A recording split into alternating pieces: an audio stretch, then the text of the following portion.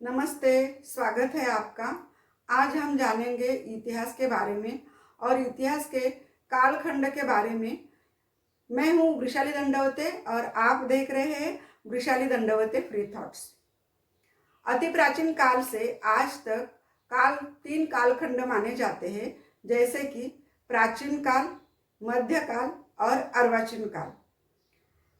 अति प्राचीन काल यानी 1750 बीसी आर्यों ने सबसे पहले भारत पर आक्रमण किया था और तभी पर्शियन, ग्रीक, हुन, कुषाण, शक, गुप्त, सातवाहन, वाकाटक और वर्धन साम्राज्य भारत में थे।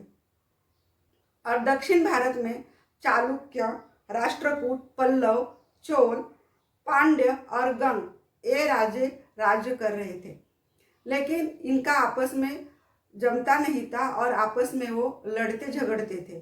इसकी वजह से भारत कमजोर हो गया था संरक्षण की दृष्टि से, और तभी भारत पर कमजोर बने रहने से आक्रमण होने लगे। परकीय आक्रमणों से प्रतिकार करने की क्षमता यहाँ के राजाओं में तभी नहीं थी। भारत पर पहला मुस्लिम आक्रमण मोहम्मद इब्न कासिम इसने 712 में किया। उसने सिंध प्रांत के चचवंशीय ब्राह्मण शासक दाहिर का पराभव किया और उसको मार डाला। यानी सिंध में ब्राह्मण सत्ता का उच्चाटन करके मुसलमानों ने भारत में प्रवेश किया और अंग्रेजों ने पेशवा का उच्चाटन करके मराठा राज्य का अंत किया। इन दोनों ब्राह्मण सत्ता के पराभव की वजह से भारत गुलाम बना, ये ऐतिहासिक सत्य है। इसके बाद में जुनैद, मोहम्मद गजनी, मोहम्मद घोरी इन्होंने उत्तर भारत में राज किया। 1526 से लेकर 1761 तक मुगलों की सत्ता भारत पर रही। इसके लिए इस कालखंड को मुगल कालखंड भी कहा जाता है। मुगल सम्राट बाबर और बाबर वंशीय हुमायूं, अकबर, जहांगीर, शाहजहां, औरंगजेब ये बादशाह बहुत ही मशहूर है और उसमें से औरंगजेब ने लगभग पूरे भारत पर राज किया। 1630 में मराठा राज्य स्थापित हुआ और मराठा राज्य में शिवाजी के पिताजी शाहजी ने निजामशाही संभाली थी दक्कन में, और उन्होंने अपने पुत्र शिवाजी के लिए पुणे की छोटी सी जहांगीरी उसको दी और वहाँ उन्होंने माँ जिजाऊ के साथ उनको भेजा। औरंगजेब को मराठाओं ने रोका और दक्कन में उसका राज फैलने से उसको रोक दिया। मोहम्मद गजनी के बाद मोहम्मद घोरी ने भारत पर आक्रमण किया और पूरा उत्तर भारत उसने काबिज कर दिया। उसने कुतुबुद्दीन ऐबक, ये उसका जो पसंदीदा गुलाम था, उसको दिल्ली के गद्दी पे बिठाया और वो खुद स्वदेश जाने के लिए निकला, लेकिन रास्ते में ही उसका खून हो गया और कुतुबुद्दीन ऐबक ने दिल्ली की गद्दी संभाली और तब से मुगल सत्ता स्थापित हुई और उसको ही फिर हम मध्यकाल कहते हैं। क्योंकि मुस्लिम की सत्ता स्थापना 1206 में हुई तो इसको मध्यकाल माना जाता है। अब समझने के लिए भारत के इतिहास के भी 3 कालखंड हम मानते हैं: दिल्ली की सुल्तान शाही, मुगल काल और मराठा काल।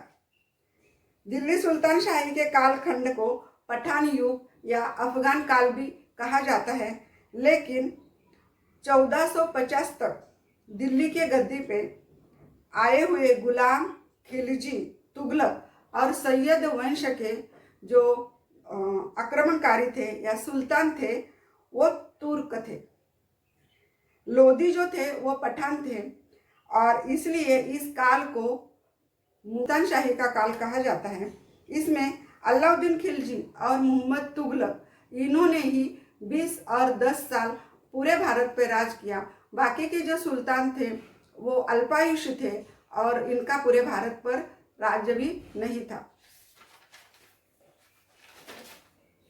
भारत में प्रबल केंद्र सत्ता ना होने की वजह से यहाँ के जो छोटे छोटे राज्य थे उनमें हमेशा लड़ाई झगड़े होते रहते थे और इसकी वजह से भारत की संरक्षण की व्यवस्था बहुत ही खराब थी, दुर्बल थी। इसका फायदा उठाते हुए चंगेज खान जो मुगल था उसने भारत पर आक्रमण किया और उसके बाद से तब से मुगलों ने बारंबार भारत पर आक्रमण करके सैकड़ों बार आक्रमण करने के बाद मुगलों की सत्ता स्थापित हुई। मुगलों की सत्ता 1526 में भारत पर आई और उसके बाद में पूरे भारत पर वो फैल गई। आगे का इतिहास अगर आपको जानना है तो आप मेरे चैनल को ज़रूर सब्सक्राइब कर दीजिए। और ये जो जानकारी मैंने आपको दी ये हमारे महाराष्ट्र के मराठी में लिखने वाले मा. देशमुख, इन्होंने मध्ययुगीन भारत का इतिहास एक बहुत ही बढ़िया जो अभ्यास के लिए भी है और वो संशोधन के लिए भी रेफरेंस बुक करके उसका यूज़ करते हैं। इस पुस्तक में बहुत ही बढ़िया तरीके से और बहुत ही विस्तृत जानकारी दी है। और अगर आपको इसके बारे में जानना है, मुगल कालखंड के बारे में जानना है, सुल्तान कालखंड के बारे में जानना है और फिर बाद में हमारे यहाँ अंग्रेज़ों का आगमन, अंग्रेज़ कैसे आए उसके बारे में जानना है तो आप मेरे चैनल को सब्सक्राइब करिए, इस वीडियो को लाइक करिए, शेयर करिए और कमेंट में मुझे ज़रूर बताइए।